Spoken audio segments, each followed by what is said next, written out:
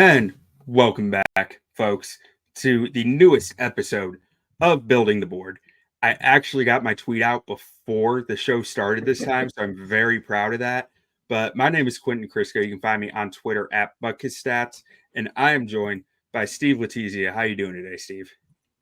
Dude, I'm doing pretty good. It's crazy that we're a month away from the draft, and I simultaneously feel like I've watched way too much tape and also not enough tape at the same time. But yeah, no, it's good. It feels good that we're getting to the end of the process, and we're close to just figuring out who the Bears have drafted. So it's exciting.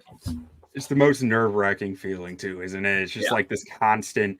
I like to compare it to like finals week of college. Like, have I done enough? Have I done enough? Like, it's just always the constant like thought in the back of your head that you can do a little more.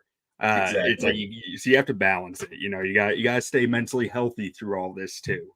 But today we're here to talk to you guys about some of the guys who we think are the best fits for the Bears. And also we're trying to key in on guys who we haven't talked about previously in the series yet. We might get a little crossover, but for the most part, we're trying to talk about guys who you haven't heard from us about yet.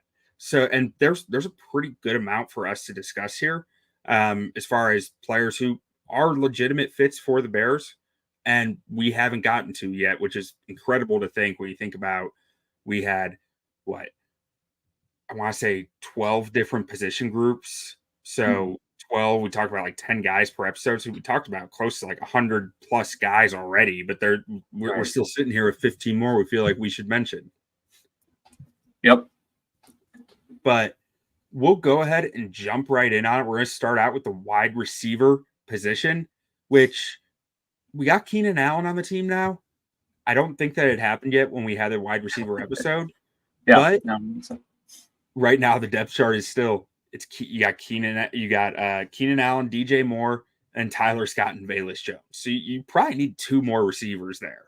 And free agency is pretty much washed up. I mean, maybe there might be a guy or two there still, but the draft is probably where you're adding these guys. So let's start off with Roman Wilson. This was a guy that you mentioned, Steve, that you wanted to bring up on the show. So I'm gonna let you go ahead and start this one off. Yeah, and kind of building off like what you said, it's DJ Moore and Keenan Allen and not a lot after that. I mean, depending on I still like Tyler Scott. I think Tyler Scott has a chance to be a good wide receiver, but there's always room to upgrade the position. It's such an important position, especially when you have a rookie quarterback coming in. And if, there's still a lot of talk about the Bears going receiver at 9, it's certainly possible, but maybe they decide to trade back. Maybe all those guys are off the board. Maybe they decide to go tackle or a different position. Whatever it is, they'll still want to draft a wide receiver at some point in the draft. And it's such a deep class, so it makes a lot of sense. And Roman Wilson is a guy that I really like. If they do decide to trade back and get a second-round pick, because that's probably his range, I don't think he lasts all the way to 75, but if they do get a second-round pick, I think Roman Wilson would be an absolutely perfect fit for what the Bears want to do. I don't think he has, that number one wide receiver potential, but the Bears are in a unique situation where they don't need their rookie wide receiver to come in and be the guy or even the second guy. They just need a guy who can get open and fill a role on their team, and that's what I think Roman Wilson could do immediately with the potential to be maybe like a wide receiver 2. Maybe he takes over for Keenan Allen after his contract expires. But, I mean, I just love Roman Wilson. I think the Bears would, too. We know they appreciate guys who can block. And Roman Wilson comes from an offense that blocks a lot. So he's a lot of blocking reps on tape, very willing, very competent in that role. Obviously, as a receiver, he doesn't have a lot of tape out there just because Michigan ran the ball so much. But the tape that he does have is actually really, really good. Really explosive, gets in and out of his cuts extremely quickly. He goes to the combine, runs a 4.39, so he has that top end speed to take the top off the defense. He works you can take the top off the defense like I mentioned. You can work the short, you can work the intermediate routes. He does a little bit of everything, kind of just that all around guy. Maybe a jack of all trades, maybe master of none, but that's okay if you're getting that in the second round. And it's a guy who's going to be your third receiver to start off. So I really like him. I think he's a guy that the Bears could potentially target in the second round there and be a really great fit for what the Bears currently have. And then, like I said, when Keenan Allen, goes on his way, you have Roman Wilson to kind of come in and be that second wide receiver for the Bears in the future. So I think it's just a perfect fit for what they're looking for. Yeah. So with Roman, though, do you think he's a guy who played almost 70% of his snaps in the slot last year, right? Mm-hmm. Do you think that is something that he's locked into at 5'11", 185 pounds. Because Keenan Allen, the slot is where he makes his money. And really, I wonder if the Bears are going to make Keenan Allen almost a slot only guy for portions of the year, at least. Like, obviously, if the playoffs are on the line, you're probably going to have him out there a lot more than slot only. But for games where it's kind of more in the middle as far as what's at stake, I think they're going to try to keep him rested a little more. So do you think that might conflict with guys who they might be targeting here, or do you think it's something that they'll overlook? That's certainly possible. I don't think Roman Wilson is a slot only guy. I think that's where he's going to be best. I think he has some versatility play on the outside. He does have some issues with, more physical corners, so that could be something he struggles with in the NFL. But I think what the Bears want are guys who are interchangeable. Keenan Allen, like you said, does a lot of work out of the slot, but he also works on the outside, and he can obviously do both. DJ Moore works out of the slot. He also works outside. So both those guys are very interchangeable. They can fill pretty much all the XYZ receiver, whatever you wanted them to do. Both those guys can do that. So I think that opens them up for the possibility of going in a lot of different directions at wide receiver. You can draft an X wide receiver, who we're going to talk about next, and then Keenan Allen plays on the inside. Or you could draft a guy like Roman Wilson who plays in the slot, and then now Keenan Allen's going to play more on the outside this year.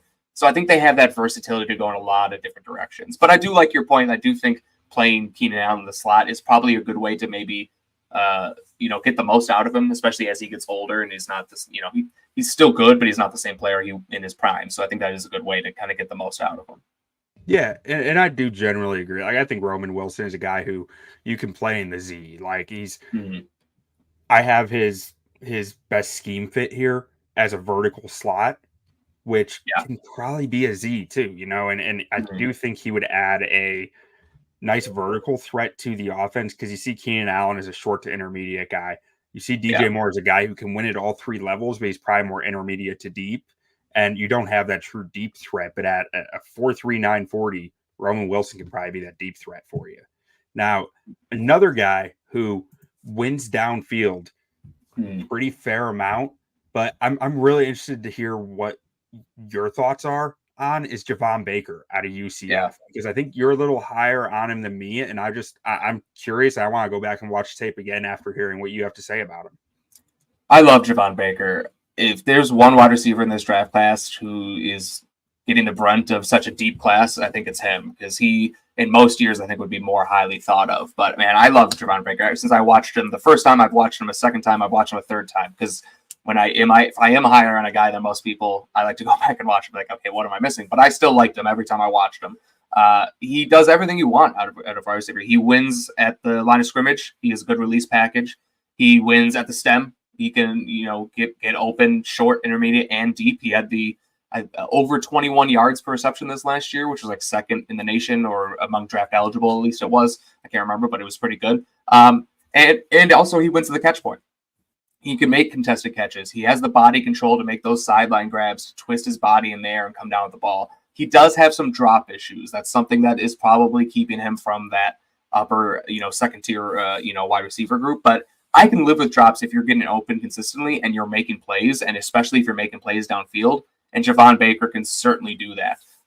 And just kind of the whole package. And if we're talking about like more, I mentioned, kind of alluded to this earlier, but this has got more of like a typical X wide receiver that you're getting with Javon Baker. He's got good size, 6'1", over 200 pounds. But he's a true alpha. He when the ball's in the air, he is going to come down with it. His 50-50 balls are more like 60-40 balls. So he can play more of the X. And if the Bears did go this route, then Keenan Allen is slotted right there into the slot, and you have more of a designated role for each guy. But man, I love Javon Baker. I'd be thrilled if the Bears drafted him in the second round. Yeah, and he's a guy. I've watched 2 games. He's a guy I have to go back and watch more on. But I think one of the things that did turn me off on him a little, which might be unfair and might be something that I write off more after watching another game or two, is that I watched him against Texas Tech and Oklahoma. And in both those games, the majority of his yards came on a giant coverage bust where he was just wide open down the field. And it was just kind of like, I don't know. He didn't win that rep. He got 80 yards off it, but he didn't win the rep. And then there were a few plays that I think, like you said, with the drops that got me a little. But I like I said, I have to go back and watch another game or two on him to really solidify my opinion, because I did see some of the stuff that there is to like and see the upside there. It was just I didn't feel like I saw the consistency within it and the what's the word? Capitalizing on that upside in those reps. Yeah. But I think the consistency is watch. Or what games would you suggest? I can get back to on that. I don't actually remember like which games that I liked that I really watched. Right, you've been watching for like 6 months by now. I've been watching so many guys, but I'll send you a list. But I was just gonna say, like, consistency is definitely something he needs to improve on. But there are definitely multiple games that he takes over, and he's not. There were sometimes gets wide open, and in Big 12 football, there's going to be blown coverages. But there are also times where he takes over games and wins, with his route running ability and with his creating separation. There's plenty of opportunities like that. So I'll send you some games to watch, because there are definitely a lot of examples. Okay. Yeah. Now, next guy, we want to talk about consistency. Brenden Rice is consistent. I'm not sure. I am really split on him. Honestly, I thought I had my opinion really locked down after watching some of him this afternoon, and then I looked at his athletic testing after I watched him, and I went, "Really? Like, this guy ran a 4.5, which slightly below average, pretty generally average, accepted for wide receiver, right? If you're a 4.5, it's okay. 1.55 split, again, just right on the average for this class." Big, 6'2", 210 pounds, and his broad jump, I mean, he hit almost 120, which is acceptable. Vertical was fine at 37 inches, 36 and a half inches. Like, everything was very average, but he looked so much slower and less explosive on tape. And this is Jerry Rice's son, to be clear. Yeah. So that there's you can tell on tape, he's a hard worker. He's going to do everything he can out there on the field in practice. He's a real team first guy. Sometimes you can just tell that from the tape, and you can tell on his tape, this guy blocks. Like, I think Lance Zierlein's comp for him was Nick Westbrook-Okine, which makes some sense. I mean, I see that comp with the blocking and the size. Great red zone threat. Almost 20% of his career catches are touchdowns. Like that's right. Almost a 50% contested catch rate. There is stuff to like here from a big body possession receiver, but I'm not sure where exactly it fits. And the Bears did have a meeting with this guy. That might have been more about Caleb Williams. Maybe it wasn't. Hell, I went through a mock. I think our mock draft 2.0. I was sitting here going in like the 5th round or something, saying, I've only got one receiver so far. I don't have a lot of draft picks. Is it really that bad to go grab the guy who is comfortable with Caleb, was really good in the scramble drill with Caleb? Because that's a lot of his production came on scramble drill. Him and Caleb had good chemistry. And is Jerry Rice's son, has a good work ethic, is going to fit in the culture that you've been building? Yeah. I don't know. Yeah. I mean, I think you pretty much nailed it. Consistency is a big thing with him, and he does a lot of those little things like the blocking and stuff like that you like, obviously. And there are times where he's running downfield and getting open downfield and vertically, despite being a 4.5 guy, which I think Javon Baker's also a 4.5 guy. I think that's fine. You can be a 4.5 guy and still be a protective wide receiver. And both those guys win deep, and you see Brenden Rice win deep, and then you'll see the next route. He gets bodied at the line of scrimmage. He gets bodied at the catch point, and you're like, okay, this guy's 6'2". I need him to be a little bit more. I need him to be a little bit better at the catch point, a little bit better at the line of scrimmage than he is. Not that he's terrible at it. It's just he's got to be more consistent in that regard. So, I the way I look at Brenden Rice is, if Caleb Williams says, I want Brenden Rice, draft Brenden Rice. Like, I'm fine with it. It wouldn't be my first target, but I'm fine with it if that's the direction they want to go, to get a guy that Caleb Williams is familiar with. I think that is very important to make sure that he's acclimated and comes into a good spot. So if he wants them to do that, go for it. Otherwise, probably go in a different direction if it were up to me. Now, I do think there is an interesting idea here with him of, he played Boundary X at USC, right? And that's his skill set fits that, I guess, but I almost think his best role in the NFL would be as a big slot. Big slot. Because Yeah, I can see that. his change of direction, he got a lot better at it over year from stuff I've read. I didn't go back and watch his 22 yet to double check that, but I'm planning to. And I do think that he, you ask him to go body a slot corner, probably can. I mean, he's basically a small, by putting him in big slot, you're asking him to be a small tight end who doesn't block, Sure. Or who isn't asked to block like a tight end, I should say. And when I was thinking that through and trying to put a player comp together for our draft guide, which comes out end of next week, everybody make sure to go to ontapsportsnet.com and check that out. I thought of Jake Bobo, who Shane Waldron drafted last year as a big slot and got some surprising production out of as a rookie in Seattle. So I do think there could be a fit in Waldron's offense for a Brenden Rice.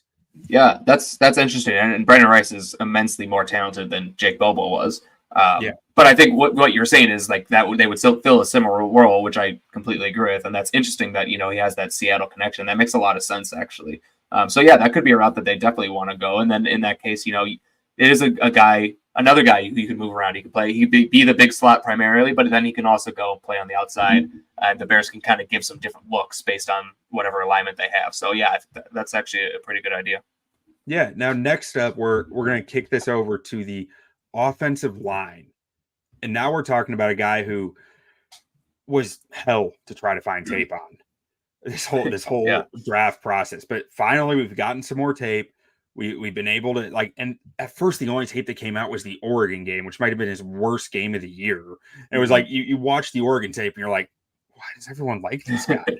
But Taliese, Fuaga, what do you think of Fuaga, Steve? Yeah, it's funny you said that because that's exactly what happened to me. I got the tape and I tweeted out. I was like, finally got it. I'm going to watch it, see what the hype's about, and then watch the Oregon game first. And I was like, yeah, I don't see it. But yeah, no, on second watch and watching more games, there's a lot to like with Fuaga. He played right tackle at Oregon State. But man, the guy is just so athletic for his size. What he's like 6'5", 330, 6'6", 330, something like that. And just gets out of his stance so quickly and so easily and so fluidly, especially in the run game when he's asked to, move forward. It's just so easy for him to get to his landmarks and get to the second level and just do what he, pulling, whatever they asked him to do, he's able to do pretty much with ease.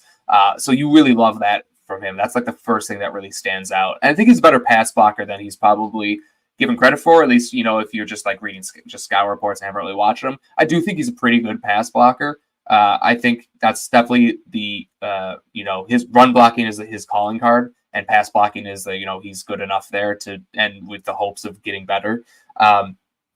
Every time I watch him, I think this guy's a guard.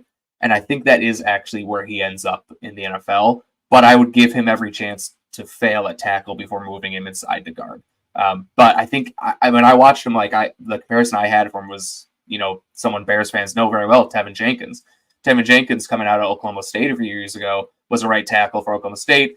In the run game was just bodying people like Fuaga does. Pass block was, hit or miss. And then, he came to the NFL and moved to guard after his second year, and that seemed to be a good move for him because he's been really good at guard when healthy, and I think that's where Fuaga actually ends up. But that's not me saying I don't like him at tackle. It's just I think he could be a really, really, really good guard, and so I think that's where he ends up. But he could also be a pretty solid tackle too. So it kind of depends what you more value. Do you value a solid tackle, or do you value an All-Pro or a Pro Bowl guard?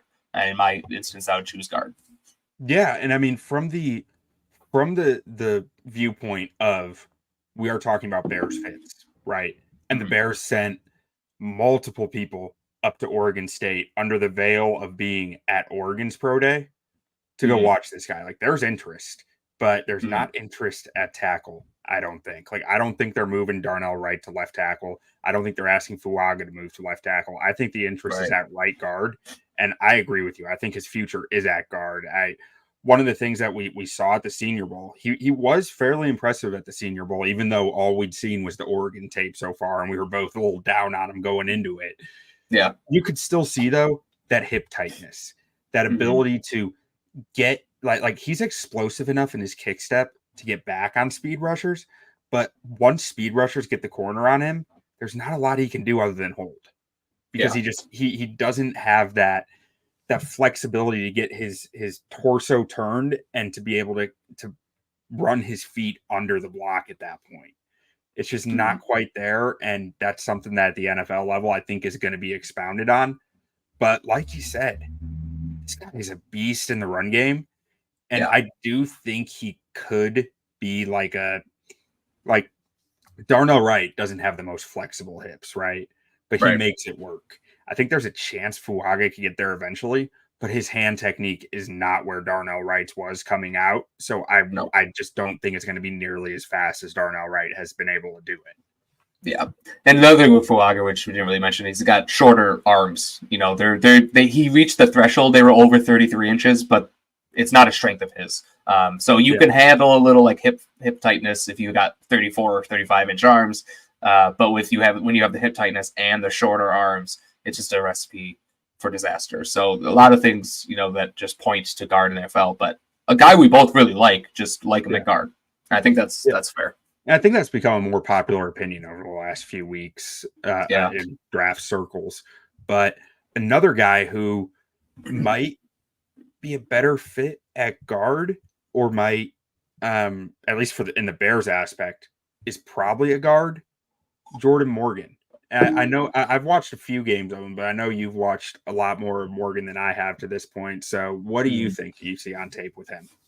Yeah, I like Jordan Morgan a lot, especially when you're talking about a guy who's going to be drafted a little bit later than Fuaga. I kind of view them similarly in their future roles. Like you said, a guy who's probably moving inside the guard. But I like Morgan a lot. I watched him in 2022 because it looked like he was going to come out, and then he suffered a knee injury and then ended up going back to school. So he's kind of been on my radar for a while, but he plays left tackle for Arizona. And I actually think he has a better chance of sticking at tackle, even though he has under 33 inch arms, which I know is a deal breaker for most teams. But man, when you watch his feet, they're just so fluid, and like he hits all his landmarks in his kick side. Like his feet are so good. And he doesn't have that hip tightness issue that Fuaga has. So even though he has those shorter arms, he can kind of, you know, flip his hips and run guys around the arc that Fuaga can't really do.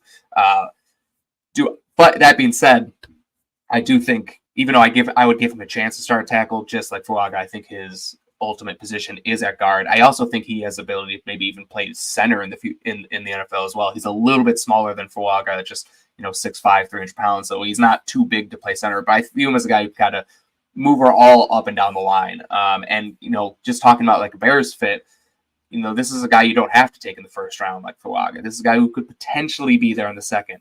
He might go back end of the first, late second. But if the Bears are serious about, are kind of looking for an upgrade at left tackle, which we kind of heard some rumors, maybe they are at pick 9. Let's say they go wide receiver at 9 and are still looking, or trade back and get a second round pick and are still looking for a tackle in the second round. I think Jordan Morgan would be an absolute perfect candidate for that, because he can compete with Braxton Jones at left tackle. And if he doesn't win that left tackle job, you have a guard, or you have a center. He can kind of move all up and down. So just the way he moves, I think the way he moves is pretty special. And, I've talked a little about his pass blocking, but he's similar to Fuaga. He gets out of his stance so quickly and gets to his landmarks and gets to the second level. And he just moves so well. There's a lot to like with Morgan. I wonder if his ceiling is capped a little bit, just with his size and lack of length and everything like that. But the athleticism is there. The fluidity is there. A lot to like with him. And the very worst, I think you're getting a solid starter for a long time.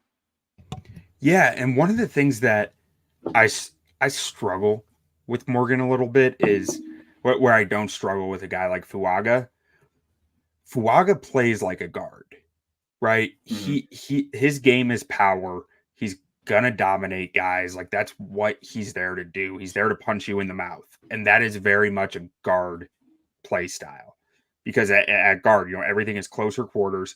It's much more about just your pure power. Whereas at tackle, it's a lot more about how you play in space.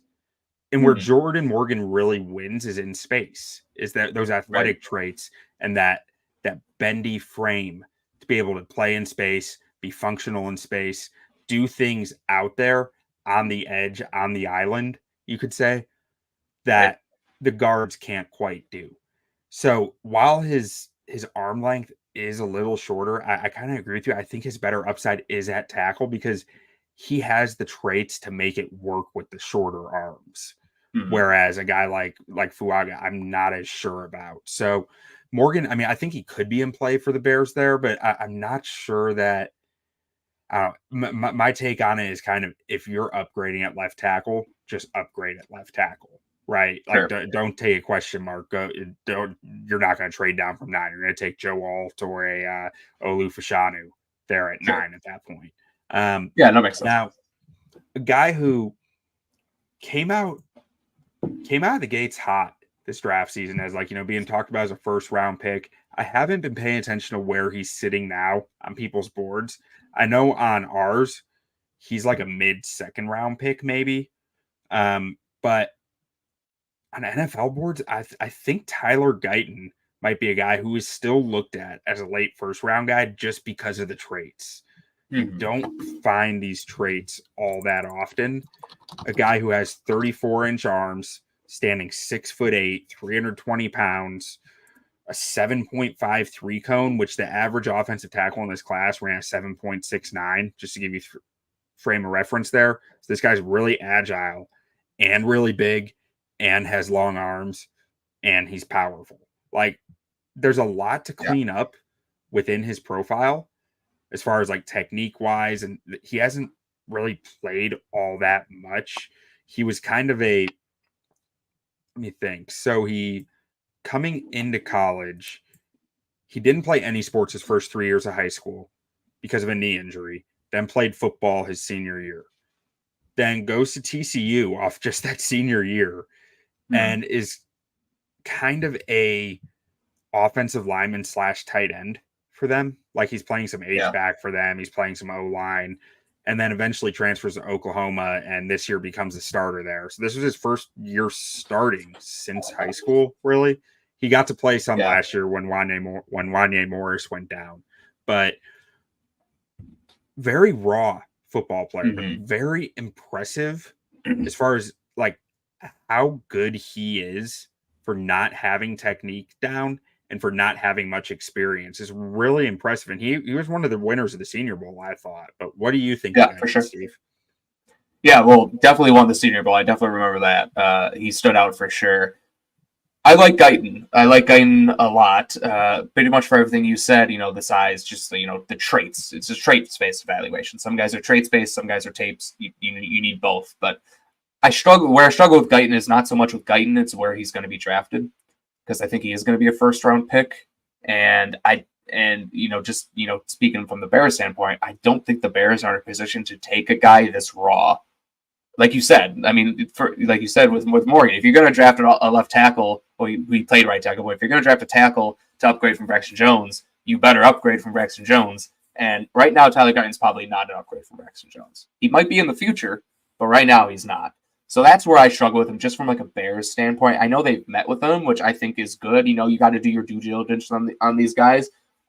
Teams meet with guys, have top 30 visits. They don't draft all those guys. So I think it's smart for the Bears to do their due diligence on this guy because his potential is sky high, and see if he can come in and compete right away.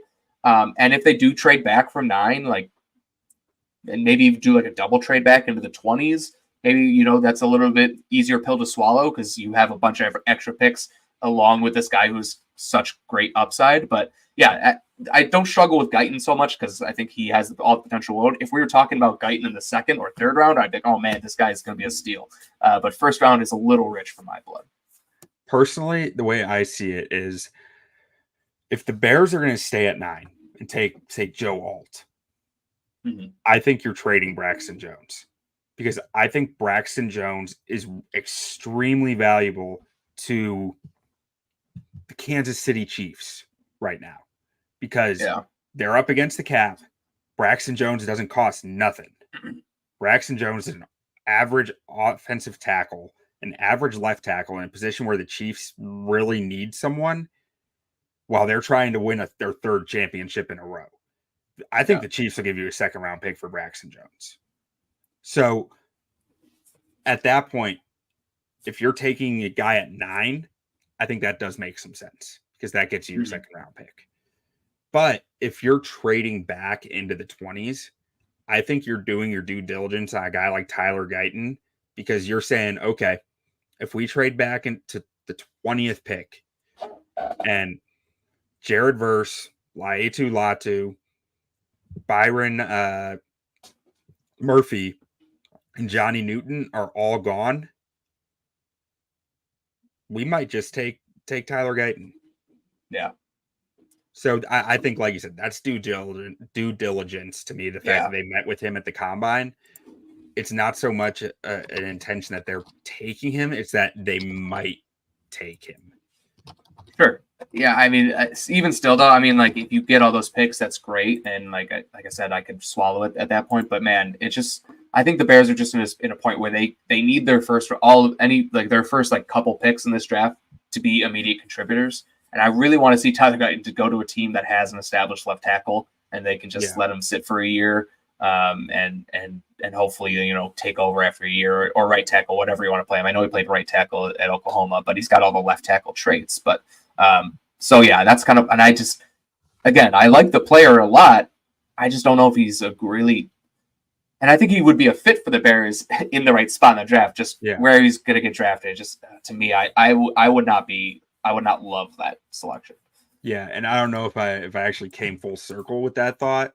With that thought, it was, and Braxton Jones is still a Bear at that point if the Bears take he'd have to be. 20s. Yep.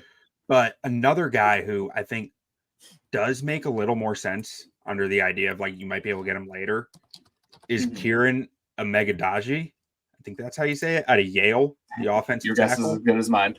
I haven't done the phonetic spellings for the draft guide yet, so I will find out eventually and have it just spelled out on my screen in front of me when I'm talking about him. But I just watched 2 games from him, and it really sucks talking about a Yale guy because you don't get all 22. We're using broadcast view. There are some plays that I'm like trying to decide, is that a bad play or is that a poor play? And bad is great, a lot worse than poor. But I just can't tell because I don't have the view to be able to tell what actually happened there. But this guy, I mean, I see it. He's athletic. He's big. He's long. 36-inch arms. So, I mean, 36-inch arms, that is different. Like, you're talking Paris Jones, Tyron Smith, and a handful, like DJ Fluker and a handful of other guys, and that's it. 36-inch long arms don't come around all that often. But man, so he got hurt at the end of this past year. What was it? A quad injury that ended his season. Mm-hmm. And I'm wondering if the first game I watched from him, he tore his quad like clean across and played through it. Because the first game I watched, I messaged you. I was like, this dude offends me. He is so big and so much bigger, so much stronger, and so much more athletic than anyone he's going up against. And he has no interest in being physical. But then the next 2 games I watched, he was physical. He was hurting people. He was trying to put guys in the dirt. So I wonder if that first game was he got hurt in that game and was protecting himself while still trying to fight through it, which I respect a lot. But for anyone out there listening who's just aspiring to watch tape, these are the pitfalls of it. Yeah. Like, you watch one game, you're at risk. But what do you think of Amegadjie? I mean, you kind of summed it up with one of those last sentences. He's bigger, stronger, more athletic, and longer than everyone he's going up against. And those guys are so hard to scout because it's like this guy is winning a lot of these reps, but is he winning because he's bigger, stronger, more athletic, and longer than the guys at Brown and Cornell, who he's not going to be facing in the NFL, or is he winning because he actually is a good football player with good technique and stuff like that? And I think his technique is a little bit all over the place for a guy you kind of expect, and that's if his technique was a little bit better, we'd be talking about a first round pick here. So we are talking about maybe a second, third, potentially even fourth round pick. So there's a lot to like. He's a developmental guy, and he's similar to Guyton in that regard because both those guys I consider developmental guys. But this guy we're talking about, you can get much later in the draft, so he's much more appealing to me. But yeah, it's another traits guy. He is everything you want for a guy who can potentially develop into a franchise left tackle. And I'm all for the Bears taking a guy like that in this draft. Not with one of their first couple picks, but if you can get him in round 3 at pick 75, I don't know if he's going to be at 122, but let's say you can get him there.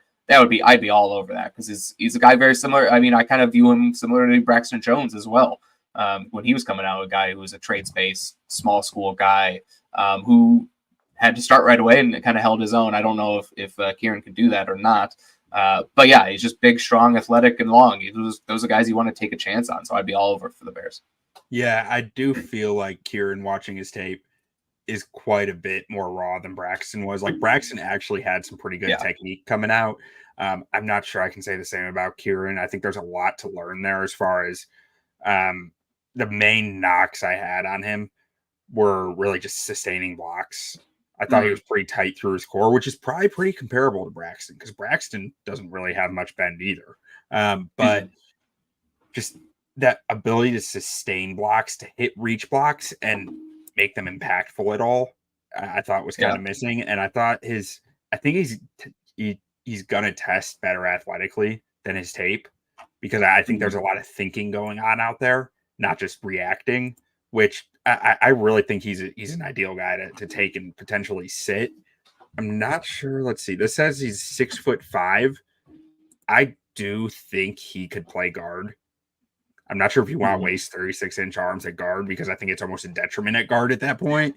But I do think he has the profile, like as far as his play style and his mentality out there, based on the last 2 games I watched, to play guard in a pinch at least. I mean, I think ultimately if you're taking him, you're looking at him as a tackle long term.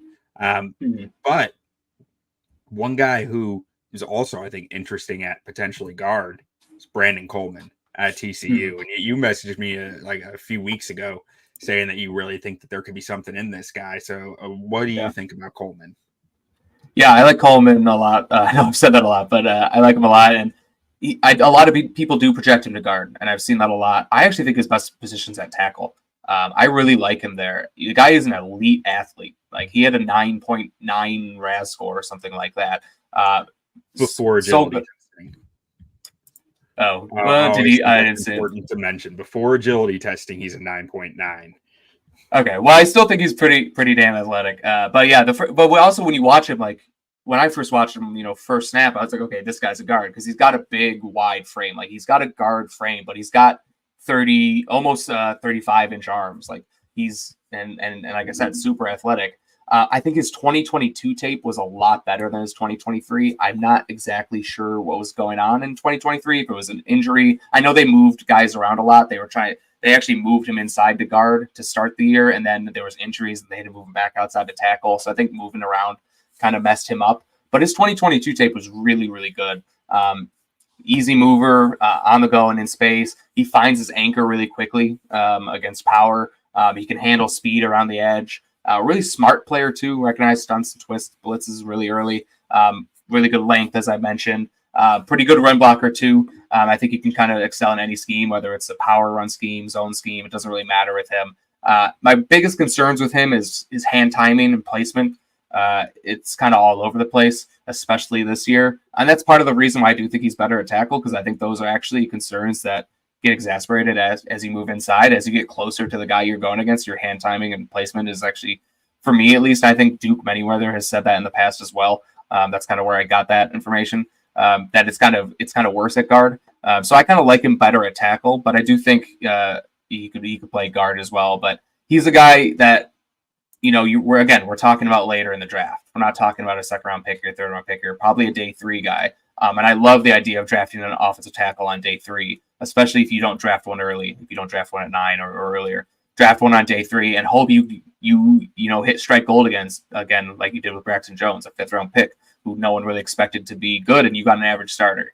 So if you can get another average starter on day 3, then you might, he's not going to replace Braxton Jones, but when Braxton Jones' contract is up, you might be more willing to let him walk and let just Brenden Coleman take over or whoever they draft. So I really like Brenden Coleman out of TCU. I think he's going to be a better pro than he was a college player.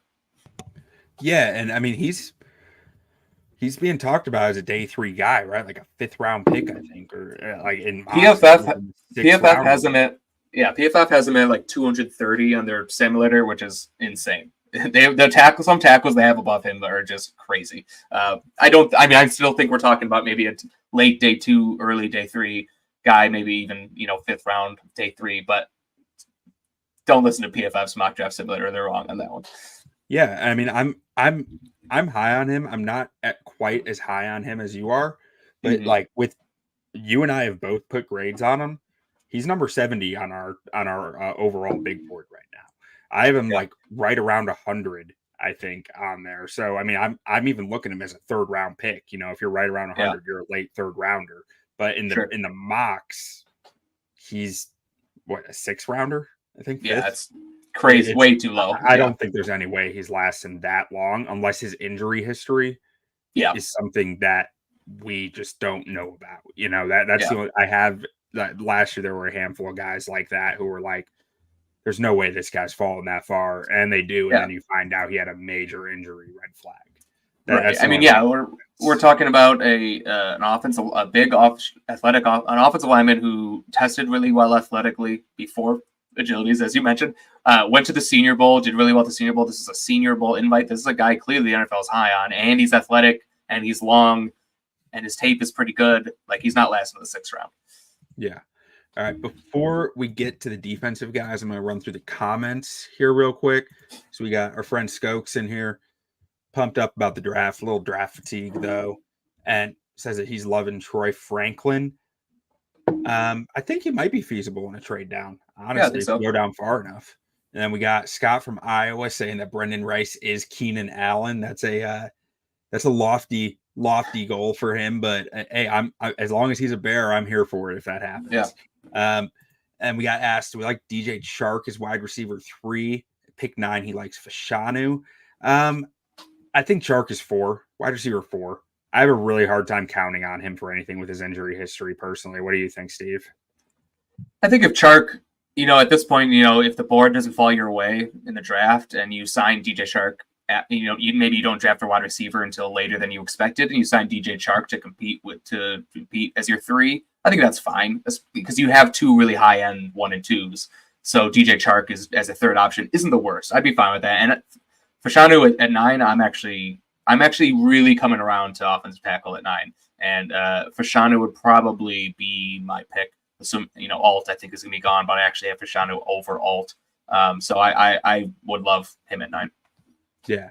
And then we got Greg here saying the Bears should draft Williams and then trade up for Neighbors or Harrison. Use a 3rd round, trade up to take the best edge, and trade up 3rd round for Brenden Rice. I mean, I think you can get Rice later in the 3rd round. Yeah. But I mean, Neighbors, I think I'm just camp weighted out just because you're so low on capital already. All those trade ups you're gonna be using next year's draft capital to do that by then. Yeah. It's you're spending all of tomorrow's money for today, basically. Like, it might work out, but if it's just, you get really high risk with that, and I'm just not sure it's realistic at that point. Like, it sounds nice, but I think Neighbors and Harrison are game changers, and I would absolutely trade up to 6, 7, 8 if you can guarantee you get one of those guys. I would do that.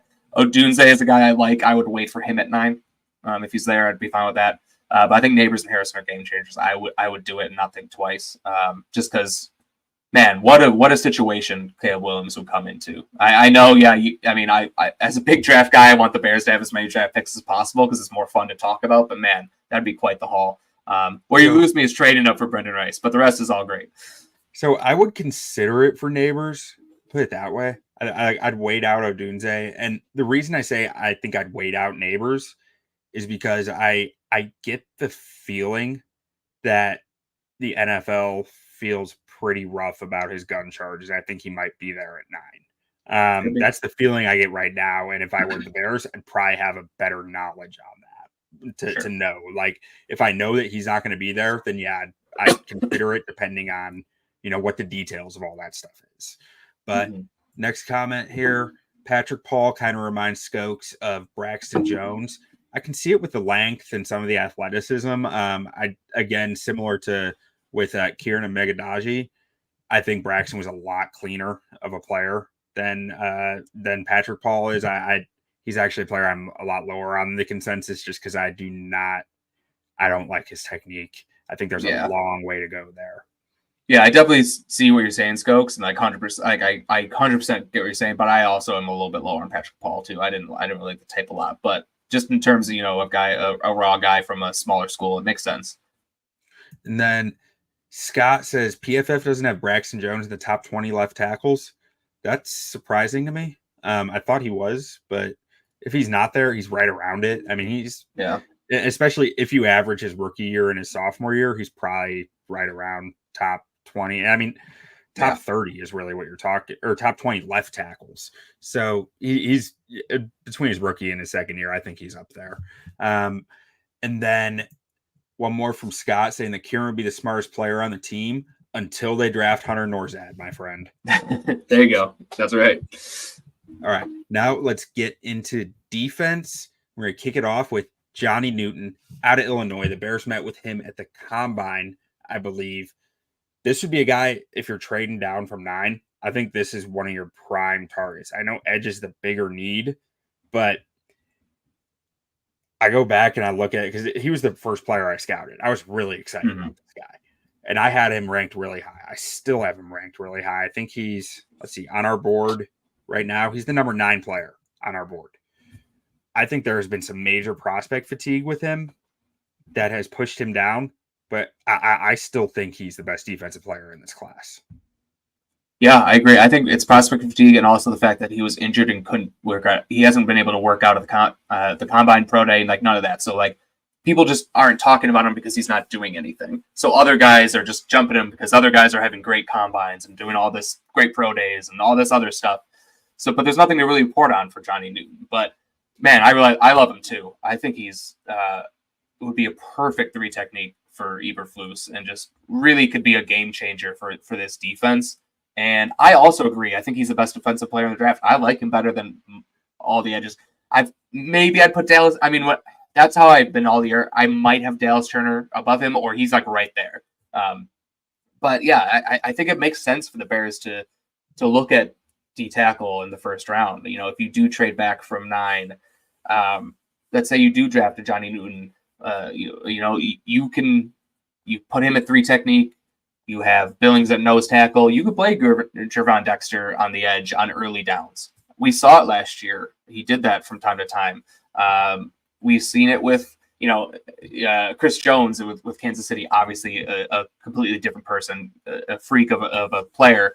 But Javon Dexter has similar size and similar, stuff like that. So you can see them moving him around to edge on early downs, and then on passing downs, then you have Newton and Dexter on the inside, and that's some serious juice from the interior with Montez Sweat coming off the edge. That also solves your pass rush issue, and you don't have to reach for an edge who maybe is a lower prospect on their board. So I like the idea of trading down and drafting Newton a lot.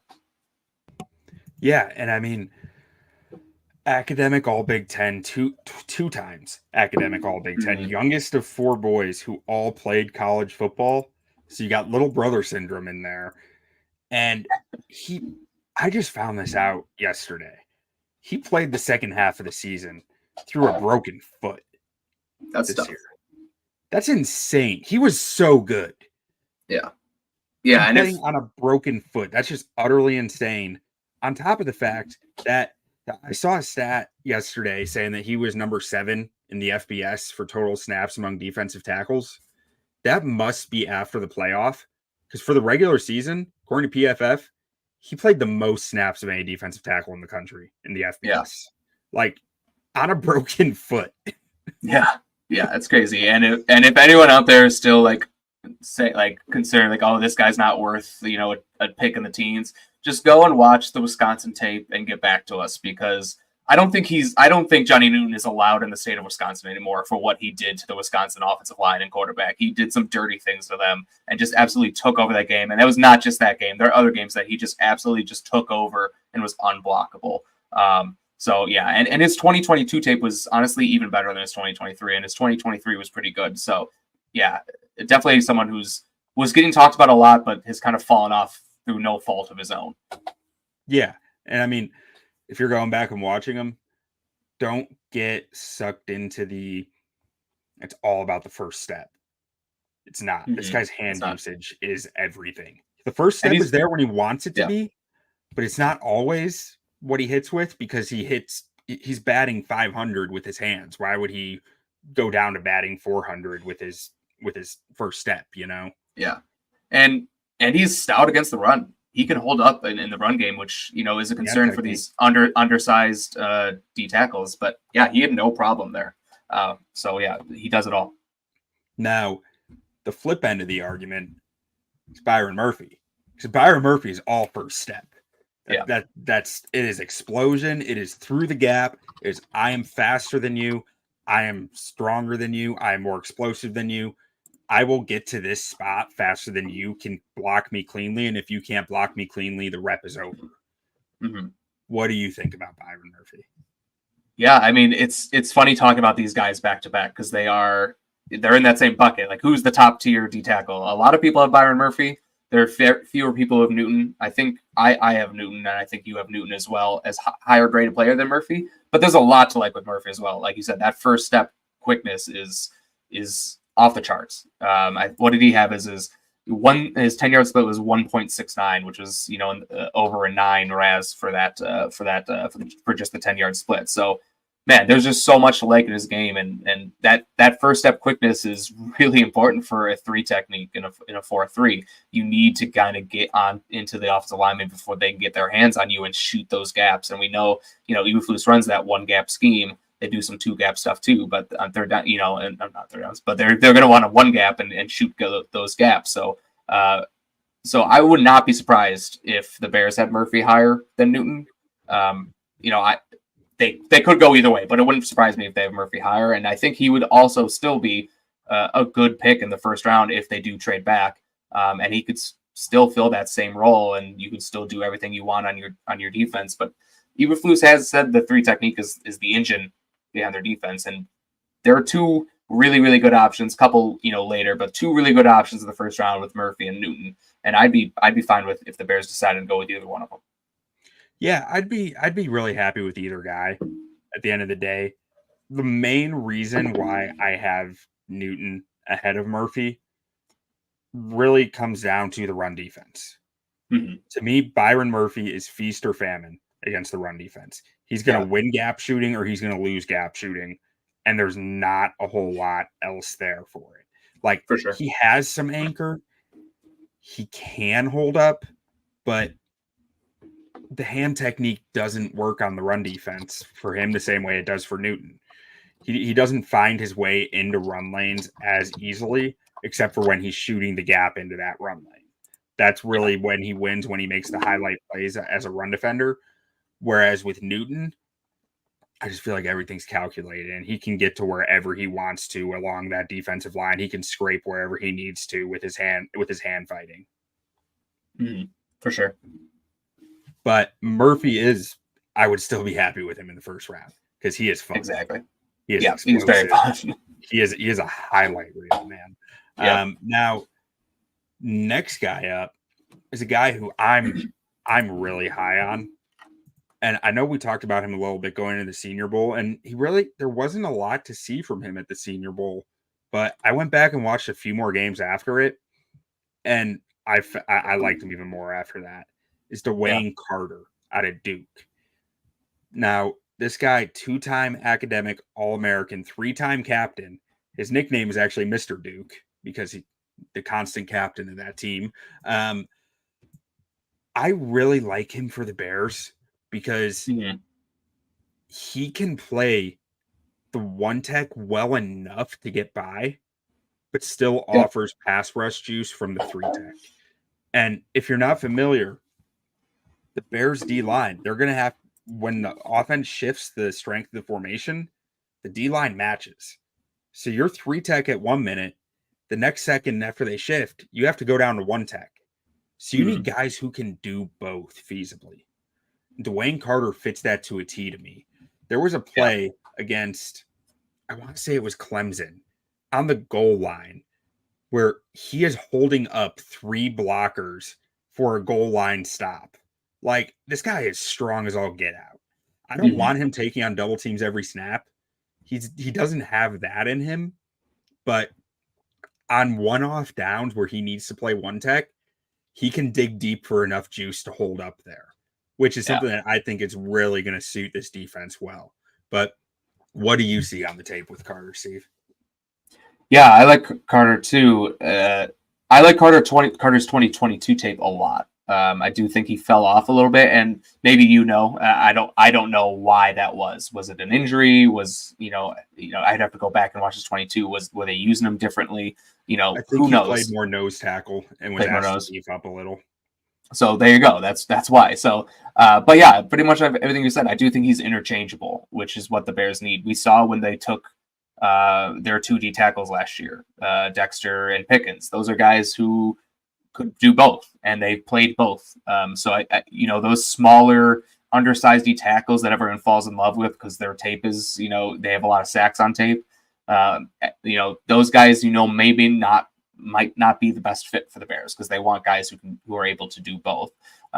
So maybe some of the guys we just talked about, like Murphy and Newton, maybe those guys won't be high. But I think Carter's also appealing for the Bears because you can get him later. So to me, I want the Bears to address offense early in the draft. Offensive tackle, wide receiver, tight end, whatever it is. I want them to address offense. But Carter should be available at pick 75, maybe at pick 122. He's probably going to be around that pick 100, I would imagine. I don't know about what you think, but I bet he goes around pick 100. So, but it allows you to address offensive concerns early and then still get a 3 technique who maybe doesn't have.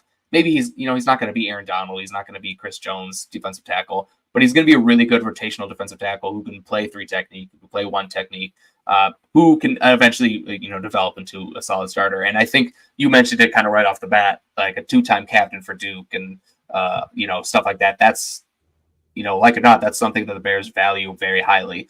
They will draft a guy because he was a captain and good in the locker room over a guy who maybe has better production or better traits or whatever it may be. Because the locker room matters. And I think that's something that's often overlooked, even by me, something that I often overlook as well. It's easy to do. You fall in love with the traits and everything like that. But that's something that we definitely should be looking more into when talking about Bears fits. Yeah, and for reference, he's number 58 on our board right now. But on PFF's board, he's number 109. So like this to me, and the reason for that type of disparity, and you're going to see it throughout our board here, is because we think he is going to be a top 75 player to the Bears because of the way he fits their scheme. Right. Yeah. Yeah. So I think in between like pick 75 to 100, that's probably where his range is. It could go a little higher, could go a little lower, but that's probably a good range for him. Yeah. Now, next guy fits a very, very similar tone, but in a different way, is Maason Smith out of LSU. So saying 6'5", 306 pounds, 35-inch long arms. Guy who is young. He's 20 years old. He's really only played 1 season in college football. His freshman year, he didn't really play. His sophomore year, he was supposed to start, tore his ACL the first game of the season, like 3 snaps into the game, missed the rest of the year. And then his junior year, this past year, he finally got the chance to start. He was still dealing with some of the recovery from the ACL. So he was dealing with some injury front stuff. So he still wasn't 100%. But I really liked what I saw from him on tape from a pure traits standpoint. And he's number 68 on our board right now.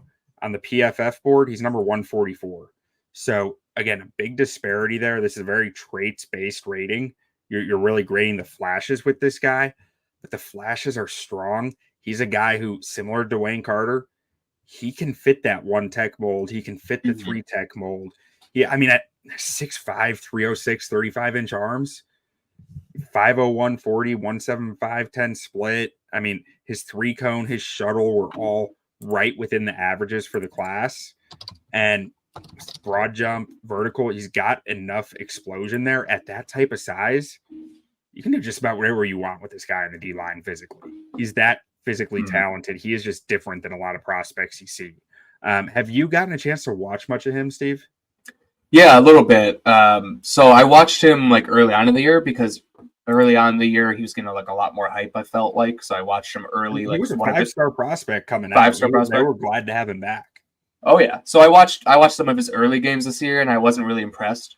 But then I watched some of his later games, and he stood out a lot more. The traits started to pop a little bit more often on tape, and I think that's part of the evaluation. I think he was he had a serious injury a year ago, and it took him a little bit while to get back. So if you just watch his early tape like I did, go back and watch his later season tape. I think there's a lot more flashes there, and there's a lot to like. Just from the size standpoint, like you said, 6'5", 300 pounds, similar frame to Javon Dexter. He's got much longer arms than Dexter has, but similar frame to Dexter. So that taller D tackle. But man, there's so much to like with him, and I think he's another guy who's going to be a better NFL player than he was college player, just because he's going to be on the field and not injured, hopefully. But yeah, that's the type of guy you want to bet on in the second, third round. Bet on those athletic traits and that length and that size, and say, we can work with this. We can teach this guy how to be a football player. And then he's a little bit behind his development just because he missed so much time, but there's just too much to like, where I don't see him getting out of the second round, probably maybe early third, but I think he goes higher than the consensus board. And if you're sitting there saying these guys are insane, they don't know what they're talking about, you're right. Daniel Jeremiah had this guy number 50 on his big board a few weeks ago. Yeah. He's not very well known, but those who know see the talent. Like, I mean, I have his ceiling here that I have for him. Like, I did 3 different comps for him. I did a ceiling, a most likely, and an honorable mention.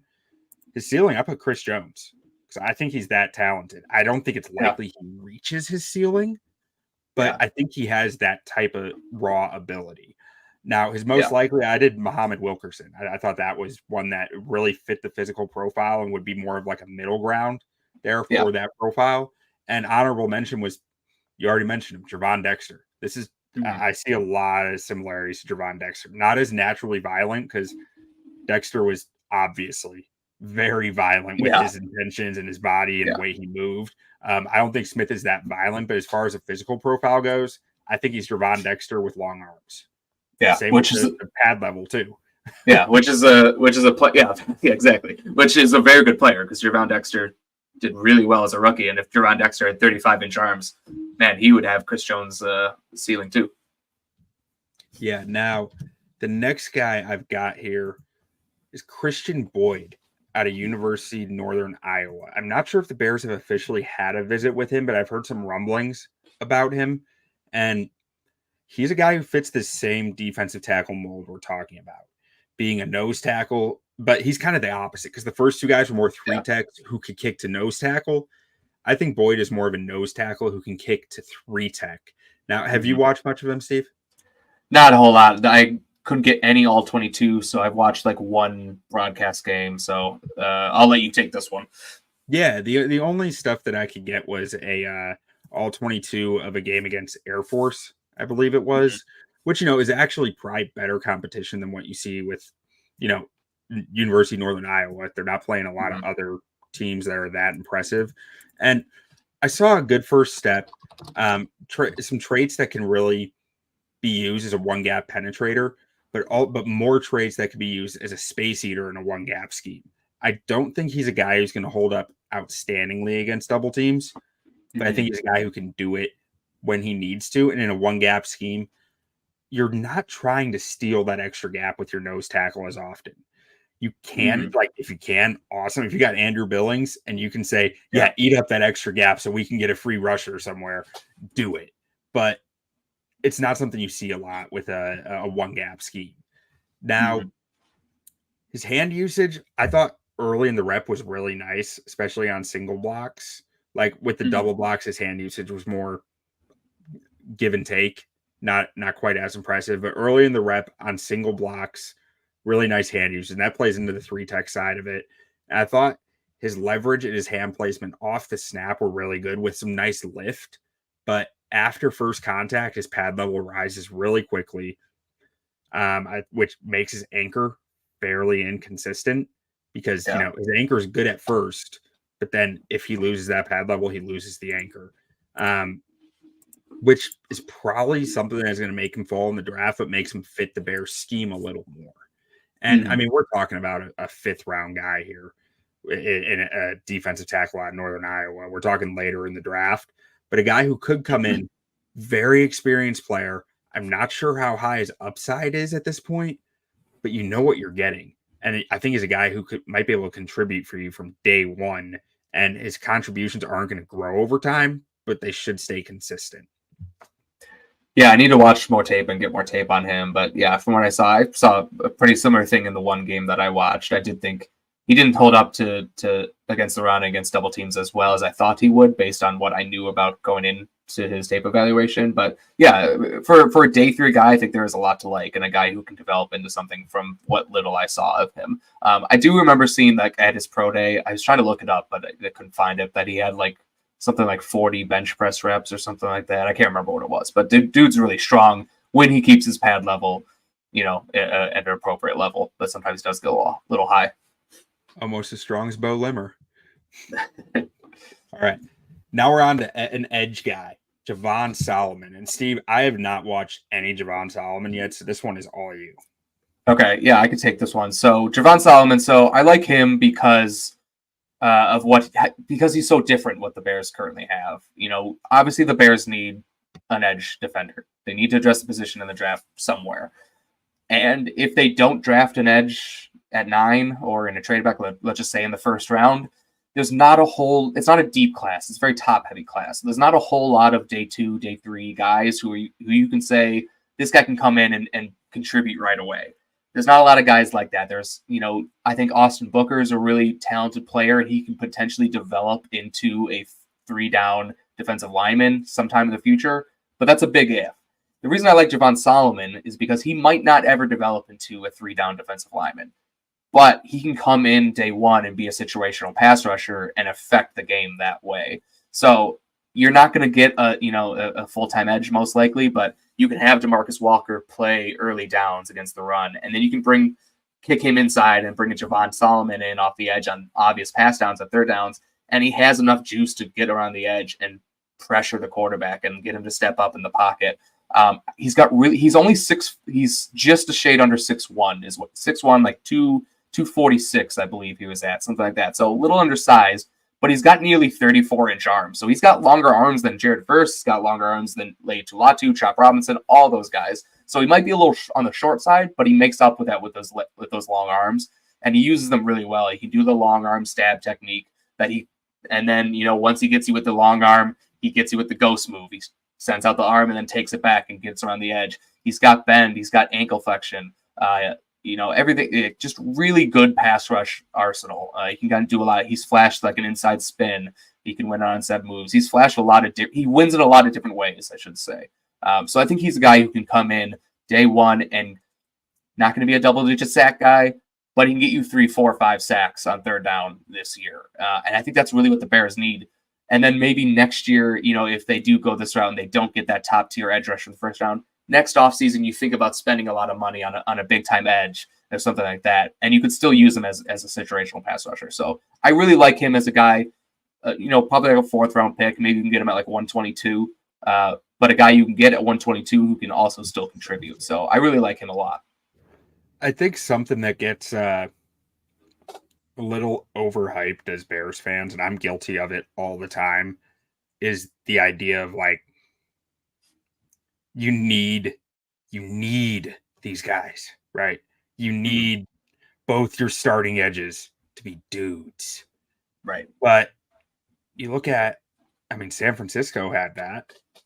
Kansas City didn't. Kansas City's D-line is Chris Jones and a bunch of guys. Like, they're like 2nd-round picks, 3rd-round picks, but like they don't have these incredible edge rushers. You look at like Detroit, they were in the NFC Championship, right? Yeah. They're Aiden Hutchinson and a bunch of dudes. Aleem McNeil was out at the end of the year. It was really just Aiden Hutchinson on that D-line and a bunch of guys. Like, I'm not trying to minimize the need for the position, but this idea that you need Montez Sweat and a great complement to Montez Sweat, you'd like it. Yeah, absolutely. it'd be great. but I don't think it's necessary when you have a high functioning modern offense, which we hope the Bears have in the next year or two. I think it's something that we as Bears fans blow a little bit out of proportion, where a guy like Javon Solomon can come in and be just fine for you there. Yeah, exactly. Yeah, it'd be great to have that guy opposite Montez Sweat, but it's not, like you said, not necessary. And two, it's just hard to find that guy. You got to use premium draft capital on that guy, and the Bears have other needs that that they might choose to fill instead of filling that edge. So you kind of have to. I said it on Twitter, but you have to moneyball the situation and get bring in two guys to really play one role. And I think that's what Solomon and DeMarcus Walker can kind of be. That together they are that guy opposite Montez Sweat. Yeah. Now our last guy here at the safety position is Calen Bullock, and I feel like the safety position is a weird one to scout. Like, I have a hard time with it. I'm not gonna lie. I've been like messaging like Brandon Robinson on Twitter, trying to get advice from him on guys, and like talking through him about who was it, Bo Brady. I talked to him about trying to get you can get in your head scouting safeties because you're sitting there marking like, okay, that play was fine. Like, every play has been fine. They can't all be fine. And then you start picking with a fine tooth comb, trying to find like, oh, that step, that was instinct right there. Yeah. And it's like, no, that was just nothing. But you're missing the forest for the trees here, because while you're looking for that one step, you're missing something good that he did or something bad that he did actually do. And it's like, I hit that point the other day, and then I was like, okay, I'm about to watch Calen Bullock. I'm just going to sit back and watch this a lot more calm, a lot more just, did he do good? Did he do bad? Was that fine?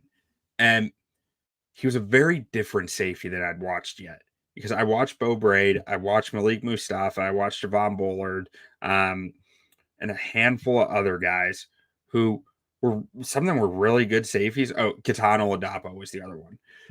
Really good safeties, but they're not. Best way I can put it is they're not Eddie Jackson. Yeah. They don't float around seamlessly like Eddie Jackson. Mm-hmm. And it's a weird trait to describe, because it's not athleticism, and it's not like, it's almost like their feet are lighter than the grass. They can just cover ground like nothing, but it's not necessarily speed either. It's really hard to describe. But that's something that Calen Bullock has to me when I'm watching him. And his tape, like, my grade on him sucked, because this dude made so many business decisions over the last 3 weeks against on USC this year. Like, his grade was just utterly awful on film, because the only film I can find is those last 3 games, evidently. Yeah. And it was frustrating. I went back and watched some 22, saw a lot better stuff. But it was like, there were a lot of business decisions against the run. Like, he was allergic to contact. Oh, yeah. But at the same time, it's like, I'm trying to weigh that against, this guy can play single high. Oh, yeah. This guy can be a real single high disqualifier. And there aren't many of them. But the way that he can float around a secondary and just find his way into passing lanes, and just, it's so weird to describe. I don't even know if I'm doing a good job of it. Do you understand what I'm trying to say, Steve? Does it make sense? I 100% understand what you're trying to say, because it is a very frustrating tape to watch, because he does so many things that you value highly out of your safety, with the instincts and the ball skills and the range and the athleticism, everything like that. And it's like, if you just watch his coverage snaps, you're like, this guy's a baller. This guy's so good. Then you watch him try to tackle, and I use try. Try is doing a lot of work in that sentence, because he doesn't try. A lot of business decisions. Even when he does try to tackle, he often misses tackles. But it's really a situation where you need to scout what a guy can do and not what he can't do, because he can do so many things well that impact the game in a positive way. I remember listening to the broadcast of the Combine, and I think it was Daniel Jeremiah said a lot of teams are looking at him at cornerback, which I think makes a lot of sense, because he's so good in coverage, and And he's not great against the run, and he's a little, not physical, at least, tackling ball carriers. So I think that's maybe something that he could potentially do. That's, it's going to take him some time to do that. But I also think USC kind of played him close to the line of scrimmage a little bit too much. There are times where there was another deep safety and he was coming up as a robber and stuff like that, which you could do that at times, but that's not really the role you want him to play primarily. I know you want to mix things up and you can't just always drop him back into the middle of the field. I get that, but they were doing it a lot. So I feel like he was playing close to line of scrimmage way too much. And that's not really what you want to do with him. Like you said, you want to put him in the middle of the field. You want to let him just be that Eddie Jackson and just kind of, use his instincts. Unfortunately, I think he's more 2021 to 22 Eddie Jackson and not 2018 Eddie Jackson. I agree. I wasn't. Let me be clear. I wasn't trying to say I think he's Eddie Jackson. If you describe the trait that I'm looking. If you didn't say it, I would have said it too because it makes sense. Like the stuff he does well does remind you of Eddie Jackson. Yeah. Now I actually added one more guy here on the back end for us just to get another safety. Dadrian Taylor Demison out of, let's see, the beloved Texas Tech University. Another guy who I do not think he is as rangy as a Calen Bullock. Mm-hmm. He is a spark plug, though. Nickname is Rabbit. Rabbit can move, man. Rabbit doesn't stop moving. He's like the Energizer Bunny. I mean, he is just out there flying around, and he is another guy who's similar to Calen Bullock. And I say this because the Bears ran so much cover 3 last year, and Kevin Byard is a Band-Aid. It's a 1-year deal. They need to find a single high safety somewhere, and the mid rounds could be a place to do it. Calen Bullock was looked at like a 3rd, 4th round pick. Dadrian Taylor Demerson, same range out of Texas Tech. He played a lot of single high for the Red Raiders last year. And he showed good range with it. He doesn't float the same way Bullock does, but he comes closer to it than most of the other safeties you see. And between that and his spark plug energy he can play some box safety. He can be interchangeable because of that energy he brings. And he's a guy who's just a giant leader on that Texas Tech defense and really allowed Tyler Owens, the other safety at Tech, who was an athletic freak, to roam around and just let his athleticism play as opposed to having to worry about being the single high guy. And I think that is, it's something that gets overlooked in Sky. And something that's really valuable is that guy who can be the single high top of the defense. Mm-hmm. Yeah, I liked him too. The first thing that I noticed with him was just how instinctive he was. And safety is a position where it's an instinct position. Safety and linebacker are instincts positions. Cornerbacks and like edge players are more, traits. You want to see all the traits. But with safety and linebackers, you really want to see the instincts. Are they in the right spot? Are they moving before the ball is thrown or after the ball is thrown? Stuff like that. And I think that is something that he really did well. And he has, but at the same time, he also has, really good athleticism too. He's also a good athlete with good instincts. So those are the guys I really want to bet on, especially if we're talking about a mid-round pick here. I think he has a potential to be, one of the better safeties in this draft class, especially since it is, I believe, a weaker draft class. And I think if I'm not mistaken, I believe he was the fastest safety at the combine, like a 4.4 or something like that. So there's a lot. Didn't run. Oh, that's he would have had like a 4.2, but of the guys who ran, but still 4.4 or whatever it was, like it was 4, fast. 4, so there's a lot to like there, and I think with the athleticism and the anticipation and everything like that, and I think he's a good tackler too, which often gets overlooked with safeties. With Bullock, he's not a good tackler at all, but Demerson, I wouldn't say he's a big hitter.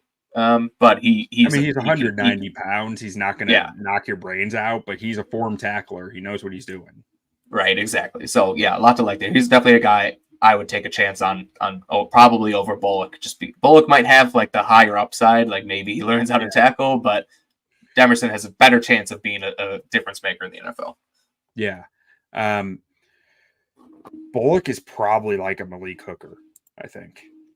Yeah, he's going to get interceptions. He's going to do some nice stuff that looks great on the stat sheet, but he's also going to cost you a lot in the run game. Whereas Demerson, I think, is going to be more middle of the road as far as like he can play the single high, but he can also play the run, and he's not going to be as noticed but he's going to be the better football player probably.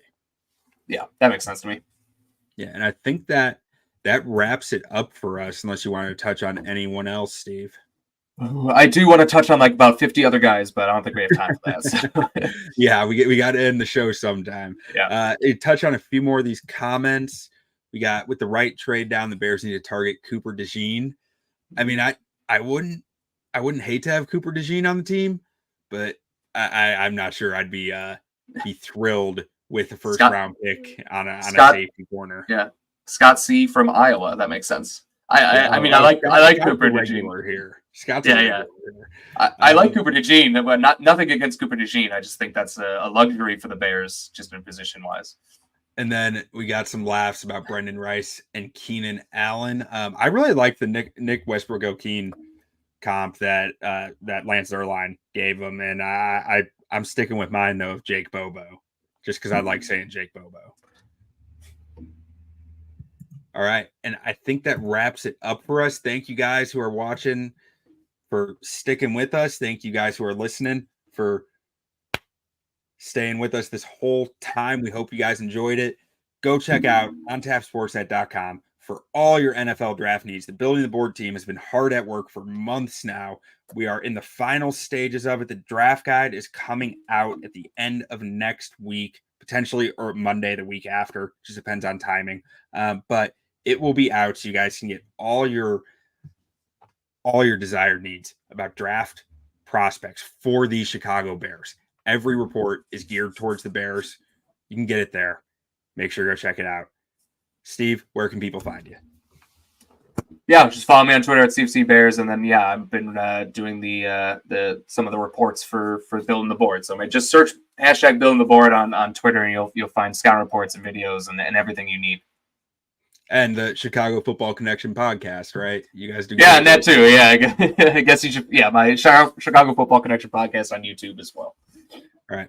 Thank you guys. Have a good night. All right.